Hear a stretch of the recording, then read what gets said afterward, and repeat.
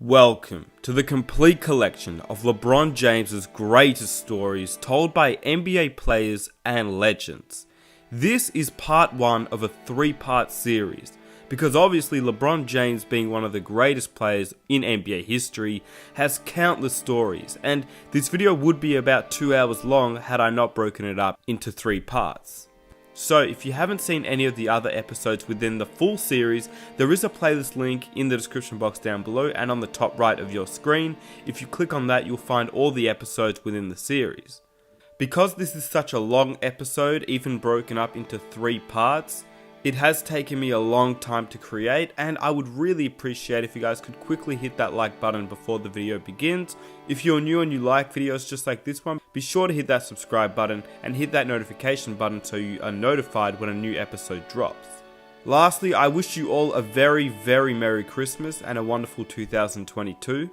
Without further ado, here's the complete collection of LeBron James's greatest stories, part 1. We play in different eras. He's an unbelievable player. Yeah, he's one of the best players in the world, if not the best player in the world.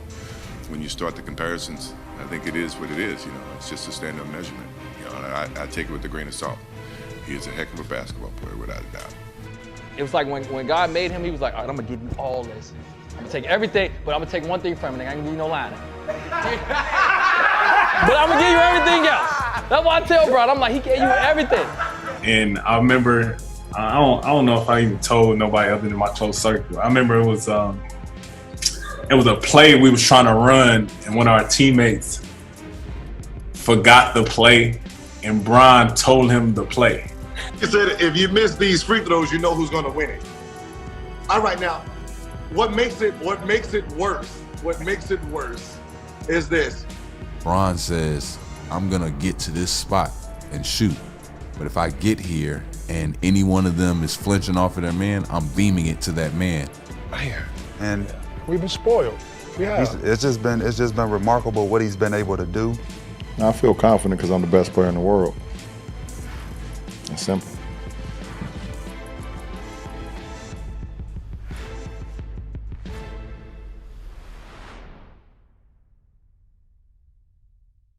He has to share basketball knowledge with people. Like it might be his biggest superpower, his ability to get everybody on the same page. Like, it's actually kind of scary. How scary how? Like, he can explain this game forward and back. He has a very high IQ, basketball IQ, right? Wow, it's unbelievable. So you talk about somebody that know the playbook, know where everybody's supposed to be, know the other teams, coaches, playbook. Spo, after the game, after you guys beat the Lakers, was asked about LeBron and the matchup in the finals. And he said in the finals, LeBron was making adjustments to our adjustments to the adjustments, and not making an adjustment to the adjustment I thought about making an adjustment. And he knew I was making a bluff. So, legendary quote from Spo. But I think what he's trying to say here is just giving LeBron credit for how intelligent he is on the court. And especially after he plays a team in the finals 6 times, I assume he has a great grasp on what's going on. I'd say 3 to 4 guys have talked about LeBron doing this in the show over the last year, of him knowing the other team's plays before they happen, and basically just calling out the plays to you guys. Knowing plays, knowing player tendencies, coach tendencies, like it's the amount of knowledge that he has stored in his head is phenomenal. I didn't realize it until I was in it, in that really in the playoffs last year or in the finals, it's almost like he's playing chess, in that when he gets the ball at the top of the key, he's like moving players, pointing, manipulating things. It's like chess, right? Like they're 2 moves ahead. Yeah, we talked about this with Kyle Korver last episode. I'd say 3 to 4 guys have talked about LeBron doing this in the show over the last year, of him knowing the other team's plays before they happen. I think what makes him great, his greatest attribute, is his ability to do it again tomorrow. Like, his ability to recover in mind, body, and spirit on a day-to-day basis it's out of this world. Like, it's unbelievable. I walk away from those years. It's one thing when you're playing against them. It's easy to get hater narratives in your head. But then when you're with him and you see his dedication to his craft, you see what he puts into it every single day. He is literally the first person there and the last person to leave every single day. And he's LeBron James. And he's been to the finals so many times in a row. He's been MVP, all those things. Like to me, that is his greatest achievement. Is just showing his ability to keep going, to mentally stay focused, to do the work that he has to do to be who he is. LeBron knows every scheme, knows every coach, knows every player. He knows players in college. You know what I'm saying? Like when we talking about shit like this, he's put together an amazing body of work. I'd say the misconception with him is that them losses came from a lack of what he's capable of, and it's not. It's I think his losses is just his style. That's just how it goes, because Bron plays it the right way. Mm-hmm. At the end of the game, when Mike says, I don't give a fuck what happens, I'm shooting this shot, Bron says, I'm going to get to this spot and shoot. But if I get here and any one of them is flinching off of their man, I'm beaming it to that man. I didn't know you could be that detailed and have that much knowledge about the other team and the other players.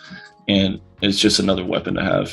Like, Bron's one of them where you'll be like, we going into Philly tonight. He'd be like, no, but they just hired their new defensive coach. But he was at Georgetown for 3 years, and I played for him one time at camp, and this is how they gonna play us. And you'd be like, what? It's times that you got somebody that's been red hot, and they running it off, and we'd be like,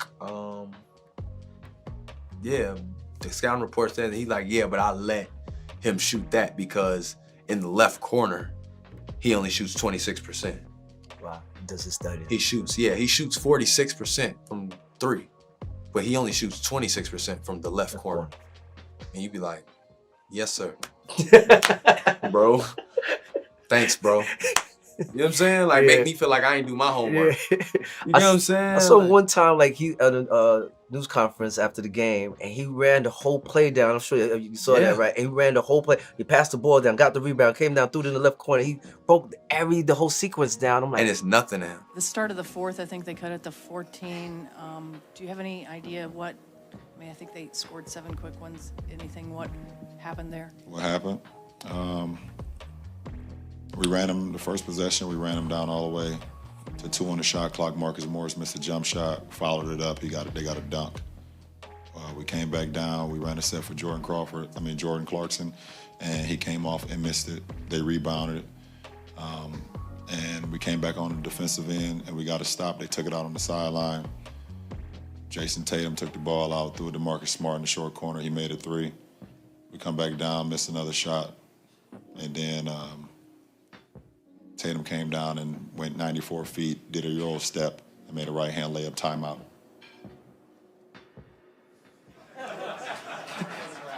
There you go. Like, it's scary because there's times that he be in the game, he'll be like, he don't mean to do it, but he'll be like JR, hand. Like, he'll just throw it to the hand. Snatch it, palm it. And then he'll like be in a post up, and he'll be like, Shump, if he move, cut right behind him if he move. And he'll start his dribble. Tristan, cut, take him with you. And everything he's saying, you just watch it happen. It happens. And the moment that man flinch, I'll sprint behind it, catch, dunk. Works right there. It's times he done told us on the bench, Kevin, it's gonna be there. And all I'm thinking is, dude finna steal this pass. Bron done took that mug and threw this mug behind his back, down the baseline, into the corner. Somebody done slid to the corner behind the little screen and shot this down. I'm like, this boy done threw this ball. He done caught this ball, ain't dribbled it, and palmed it and threw it like a bowling ball behind his back, all the way across the court. And I'm, you know what I'm saying? Like, I'm on the court. I'm just like,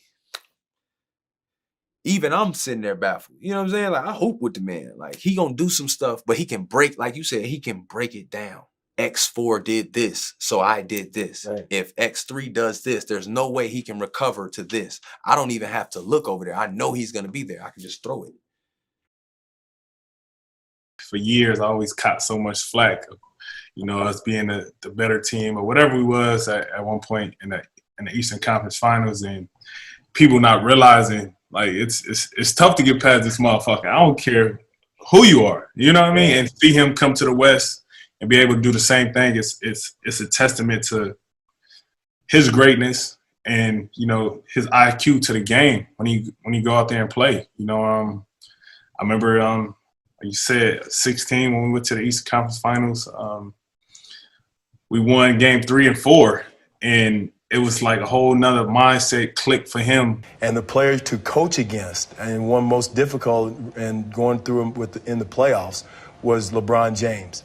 This guy was looking in your mouth like right there and just it was telling the players exactly what was going to happen on the play that you called. And I remember, I don't know if I even told nobody other than my close circle. I remember it was a play we was trying to run, and one of our teammates forgot the play, and Bron told him the play.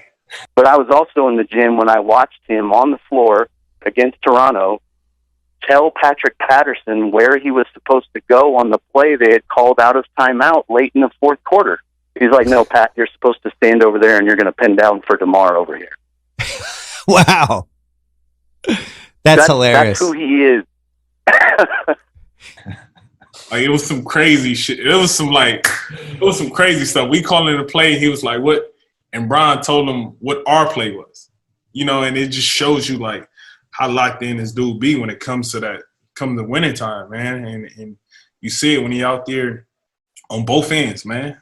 But that changed, and you know this. Like, we beat him a couple times when he was in Cleveland. He was not that way. I've never seen a change in a player.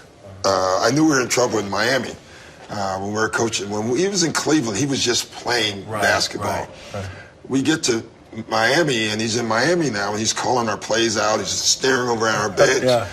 He's reading stuff, and I remember saying, "Oh, this is not good." You know, there are a lot, and Dwayne brings it up. When you're drawing a play in a timeout, you know, as an opposing coach, that one guy can screw things up for you. I know you know the famous, free throw, LeBron. So what did he say to you? And then how were you able to maintain your focus when you missed him? We were respectful there, but missed him, but how did you lose sight for what you were trying to do? Make the free throw and then. Okay, so we have to back up a little bit because I was balling. Looking to inbound, Arenas puts up the three.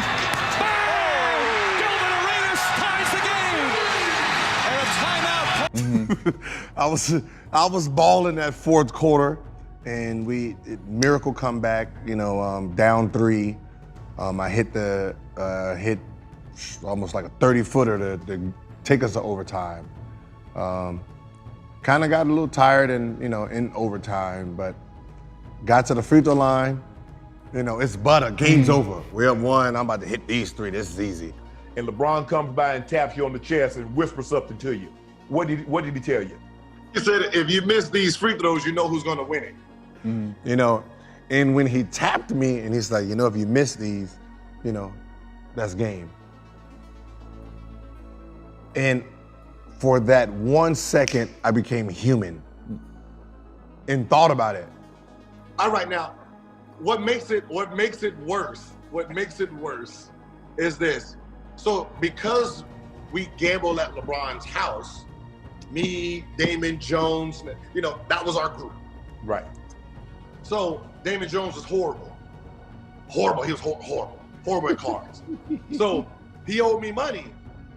So I always used to say, every time we played them, I always used to scream out, the landlord's here. The landlord needs his rent money. Right. So every time we came to town, shoot around, I'm yelling it. The game, I'm yelling it. That's all I yell. So I told the coach, hey, anytime you put Damon Jones in, I'm going 1-4 flat. He owes me money. Until he pays me my money, 1-4 flat. He's going to be a liability out on this court. And that's what I did every time he came in, 1-4 flat. So he stopped playing. So he doesn't even play in game 6. So when he whispers, you know who's gonna hit it, everybody assumed it was him. I knew what he was talking about. You know, and it had me thinking about it. And I can even see it on my face when I watch, like, oh yeah, you're missing these, bro. Mhm. And then I missed the first one, and I'm sitting there like, how the hell did I miss that? That's just so off. Missed the second one, and I'm sitting here like, yo, did this just really happen? Where did I go? I don't miss clutch free throws. And I think the thought went into my head, they really gonna put Damon Jones in and let him hit a shot. And I just missed. Like it was, like I was balling that game. Just hit the three to get us in overtime, playing great in overtime, very great battle. And then I see Damon Jones in there stretching, and they really put the man in. And the fact that LeBron even passed him the ball is what hurt the most. Damon Jones in the corner just came in the game for the first time in 2 games and hit the shot. Who does that? That's why I said that's why I said I went to go like do mental stuff. Right. Like with the mental training, because I was like, this didn't just happen. You didn't tell me this man was gonna come in and hit, and then he comes in and then you pass him the ball like he's done hit 5 straight threes. I need to go see some hill because I don't want to be the next Nick Anderson out here. LeBron is 36, turns 37, I believe, in December. Yeah, man. How is he still, like, what makes him special? And even when you talk about mileage and how, you know, how he's doing it night in and night out, where you talk about usage rate, you talk about, you know, load management. He ain't doing what Kawhi's doing. He ain't doing what these other, KD, and I love KD, I love Kyrie, but, you know, KD just took off. AD hurt, so LeBron got to take on more with LA right now. Right. So, like, what makes him special? You know, you had that yeah. This dude up there. He left the hospital with more than everybody. Bro, listen. Bro, Brandon, B. Mark, this dude up there, bro. Out the womb. Bro, his shopping cart of talent when he was born was bigger than everybody's, dog. They gave him everything. Dude behind LeBron, he don't have nothing. Yeah, but you got to give me more, man, because we know what goes into it, the sports science, how we train, how we eat, how we sleep, et cetera, et cetera. Yeah. What are we not seeing that you saw? Yeah, right? You guys have a chef for the show, right? We understand about putting in your body. We understand about the training that you need. As athletes, former athletes, we understand the training that you need. But ultimately, man, I've watched this guy, and I see him take care of his body. I see him own it 100%. But I've also know that guys can roll their ankle and be out 4 weeks. I've seen this guy roll his ankle and come back and give you about 20 in the fourth quarter. I'm talking about a bad roll ankle, and I'm like, oh, he done. He come right back. I'm out 4 weeks with this roll ankle. He come right back, fourth quarter, scored 20. Right. It was like when God made him, he was like, all right, I'm going to give you all this. I'm going to take everything, but I'm going to take one thing from it. I ain't going to give you no lining. But I'm going to give you everything else. That's why I tell Bron, I'm like, he gave you everything. He gave him everything. He just said, I'm going to just take this one thing. But when is he going to let it go, though? No, listen, as long as he got money, he ain't letting it go. He too rich to let it go. Do you think he carry in his pocket the GOAT conversation? Does he want to be better than MJ? He said he's the GOAT. And then after I stopped, I was like, that one right there made you the greatest player of all time. You know, everybody was just talking how they were the greatest team of all time. Like, they was the greatest team ever assembled. And for us to come back, you know, the way we came back in that fashion, I was like, you did something special. Like I said, man, bro, you my dog. You know this, though. Me and Bron been in arguments about this, though. Well, does he take that? Is he conscientious about that shit? Bron laughs at that shit, bro. Because, like, I feel like he's in the conversation. Why the fuck does he I feel like he is the conversation. He's getting compared to Michael Jordan, dog. We having real life arguments in barbershops about who's better between him and Mike. So let me ask you this, though. Fuck he gonna get mad for? He don't get mad. Bron, that's what I'm saying about Bron. That's raw as fuck to me. Because me personally, I would be like, Mike got to play me one-on-one. Most people want to be the GOAT and you can't get there, right? We fall short. We run out of talent. I ran out of talent. Injuries or whatever. LeBron is actually there. Do you think that takes away, do you think having this conversation sometimes takes away from what LeBron has accomplished? Yes, because he's not done. And we're talking about everything he's doing now, right? We talk about the GOAT, the greatest of all time. That's when a player is done, and now you can put their resume versus the next resume. Right now, we've been talking about LeBron as a GOAT since 2010. We're 2021. This man still got another 5 years to play if you know, God willing, he don't get hurt. So Like what I said, he will be a GOAT. Someone's going to say LeBron's my GOAT, hands down, nothing else. Just like I say Jordan's my GOAT. It's generational GOATs. That's what people got to understand. It's a lot of great players that play sports, but it's eras of GOATs. And everyone want to make one GOAT. It's impossible to make one GOAT because as great as LeBron is, it will be another. This is just the way the game is. This is the way the world works. It will be another person that come in and become someone's GOAT. Talk to us about, too, I mean, I don't know if it's true, but I heard that Bron saved your life. Man, some look, swimming shit. Any truth to it? I just want to know if it's true. It's true, man. What happened? We was in like the little grotto, like in the Bahamas. You know, you can swim underneath. Because Jack is scared to get in the bathtub, so you can't swim neither? I can swim, but I'm gonna tell you some real shit. I can survive. Okay, that's I can important. survive. That's what you need. So we in there, and we trying to get back. Everybody swimming back to the boat, but I'm snorkeling too. We snorkeling on the way back, and my head is in the water, and I'm snorkeling, and I look up. And every time I look up out the water, the boat is further and further away. No. And I'm getting pushed by the current. The undertow and current. And I'm like, yo, yo. Like, niggas is looking at me like I'm joking. I'm like, yo, I need help. Like this. I'm swimming, I'm like this. I'm trying to hold on to a rock. You was exhausted. I was exhausted. I'm like, I ain't gonna fight that current like that. So the one guy was like, just don't fight it. You know what I'm saying? Let it, just go with it. Go with the flow. And I see Bron jump in the water. He just, you know, Aquaman jump in the water. Because D Wade was right in front of me. D got on right before me. So I'm thinking D going come back, but I know D ain't rocking with the water like that. You know? So D over there like, he like, yo, go get him. Like, go get him. And I just see Bron just coming like, I got you, champ, I got you. Grab me, and we went back to the boat, man. So, all purpose. LeBron is all purpose. Lifeguard, all kind of shit. But it's crazy because he's very good at a lot of shit. Mm-hmm. Like, I don't give a fuck what it is. He's gonna be successful at that. Mm-hmm. He's gonna figure it out. He's one of them people. He's just one of them natural freaks, man. I call him a lab baby, man. He was built in the lab. Watching LeBron, and we've all been pampered, if not spoiled, to the fact that he's been consistent every year to come out with this certain level. But we forget that LeBron is great while he's playing the game. Let's just talk about his progression. Obviously, Tay, you played him. You've seen moments where he was over the top great. Talk about just his greatness and how we are spoiled as fans, and his greatness and what he's putting on the game. You know what, from the time that he first came in the league, his debut in Sacramento where he was attacking the rim with, ferocity and finishing. And as you can see here, when he had that phenomenal second half against us, it's like he just hit a turbo button. Man. We in quicksand. Yeah. We went to 5th straight conference finals at that moment. We didn't play 500 games in 5 seasons. Right. We in quicksand, my man putting the turbo button on, and he's still doing that. It's like he hitting the R1 on you. He's still hitting the turbo button to this day. There's no reason for us to be here if we weren't confident. May 31st, 2007 was the Eastern Conference Finals. The series was tied 2-2. Being in the Palace of Auburn Hills in the playoffs, that's one of the most hostile environments to be in. You just feel like it's just you 12 against the whole city of Detroit.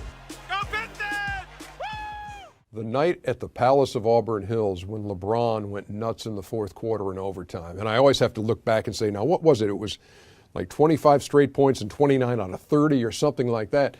But it was one of those times where we're doing the show from the arena because it was the conference finals.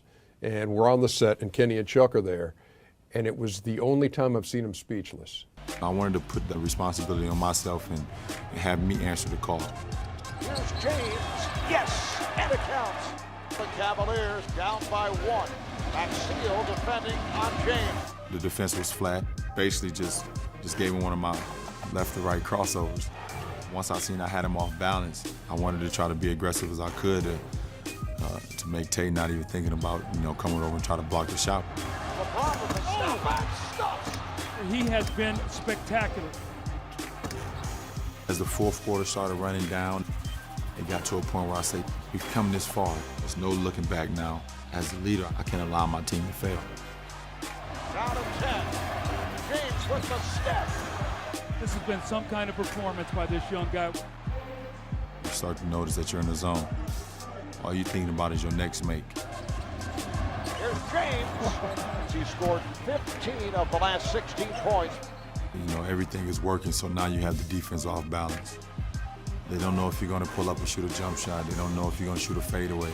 Shot clock to 5. James has to fire and scores. Oh, my. LeBron James, he has scored the last 20 of the Cavs' last 21 points. I think we've gone from having a winner in this game to having a survivor. It's one thing to leave a fan speechless, but when you leave a player speechless, because they've been there, they know what it takes to play in a playoff game, you know, what it takes to win. And when they see a player doing it to that level that LeBron did that night, and they're just like, I mean, I was getting that look. But as we were watching it, it was just like shake your head, jaw dropping. Wow.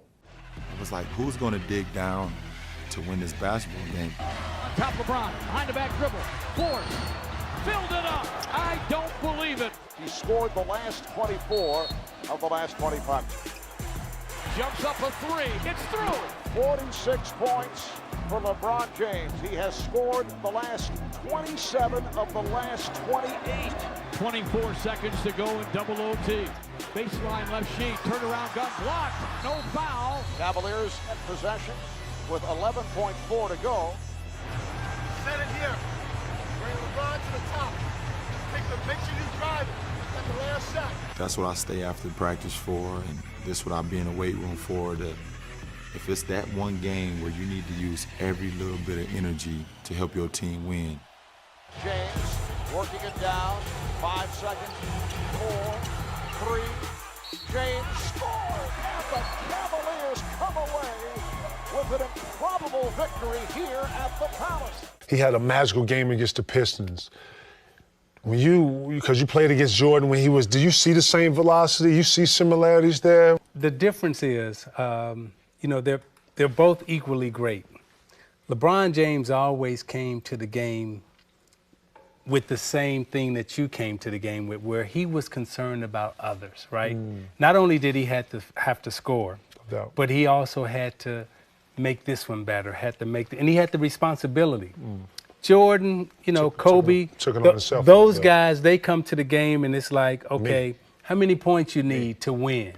40, right? Oh, 41 good enough? All right, tomorrow I'm going to get 50. Oh, 50 ain't good enough? Okay, I can get 60. 48. He had 48. 48 points for LeBron James. He scored 29 of the last 30. One of the great performances of all time. Man, and we've been spoiled. We have. It's just been remarkable what he's been able to do. And not only that, he came into the league with a lot on his shoulders. Right. What's LeBron like? LeBron, he's a cool guy. He's a guy that actually, for me, when I was coming through college, when I first met him, he came to a couple of my games. He's just real down to earth, approachable. Gave me a lot of mental, nuggets that I could take with me as I started my own NBA career. And obviously as a basketball player, the dude's amazing. So somebody that has a lot of pressure on him and somehow seems to keep getting better. I know how we felt playing against Jordan. Like, Jordan was the most dominant player in our era, and we would talk for hours on the phone watching him play against another team, just admiring him play. But at the same time, it was like there were things that he did in the air that we just couldn't do. And I look at LeBron James in this era, and I say he's doing things that, y'all just can't do. How do y'all feel about LeBron? And then we can talk about how we talked about Jordan. I'd say in terms of, one guy being able to change the course of a game the way he can. He controls the pace. He does things that you kind of look like, how did he do that? Yeah. It doesn't matter sometimes how great a defense you play on him. And sheer strength and power to get to the basket. He's obviously developed that outside game that keeps you honest.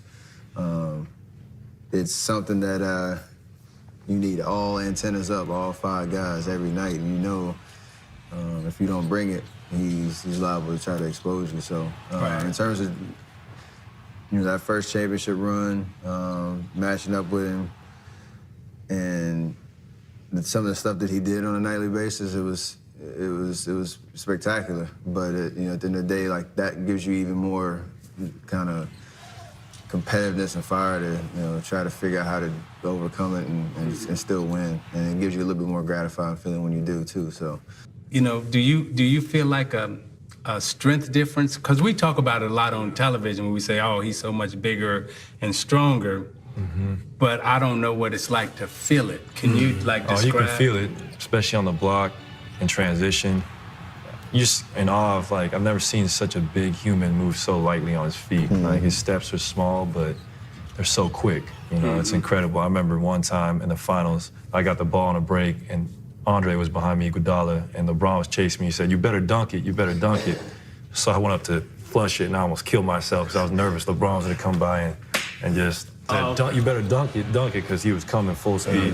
So the landing wasn't pretty. So I made sure I flushed that thing because I wasn't trying to see that ball go to half court. Right. So that's just kind of the presence he has in the court. You know where he's at all the time. He's great at playing free safety, kind of like Jordan was, and you're just in awe of the things you can do in the air. I mean, like you said, me and Steph could never do these things, no matter how much we work on our vert, how many squats we do. We'll never be able to jump 40 inches and all through our body like that. We got to get it fundamentally. We got to get it with skill, but those dudes blend it with skill and just sheer power. There's no nights off, and that's draining. Yeah, I know who he is.